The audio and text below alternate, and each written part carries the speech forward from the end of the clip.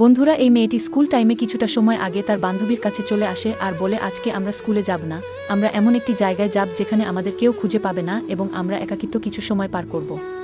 পড়াশোনা করতে ভালো লাগে না। তখন মেয়েটির বান্ধবী মেয়েটির কথায় রাজি হয় এবং অনেক খুশি হয়ে যায়। এরপর তারা দুই বান্ধবী মিলে স্কুল ফাঁকি দিয়ে একটি নির্জন জায়গায় যায় এবং তারা দুজনে মিলে ফোন বাহির করে ভিপিএন চালু করে ওইসব ভিডিও দেখতে থাকে এবং নিজেদের মধ্যে একটি উত্তেজনা কাজ করে। তারপর দুই বান্ধবী নিজেদেরকে কোনোভাবে সামলাতে পারে না এবং এক পর্যায়ে তারা মেয়ে হয়ে মেয়েরা রোমান্স করে। এভাবে কিছুদিন কেটে যায়। একদিন হঠাৎ করে মেয়েটি তার বান্ধবীকে ডাকতে যায় এবং সেখানে গিয়ে দেখে তার বান্ধবী ছাদের উপর ফোনে কথা বলতেছে।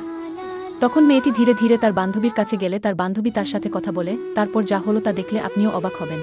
তার আগে বন্ধুরা, তোমরা যদি চাও তোমার মা বাবা 100 বছর বেঁচে থাক, তাহলে অবশ্যই চ্যানেলটি সাবস্ক্রাইব করে ভিডিওটিতে লাইক দিয়ে কমেন্টে তোমার নিজের নামটি লিখে যাও। তারপর তারা দুই বান্ধবী দুজনকে জড়িয়ে ধরে। একদিন মেয়েটির ভাই এসব কিছু জানতে পেরে তাকে একটি রুমে বন্ধ করে রাখে এবং তাকে বাহিরে বের হতে দেয় না।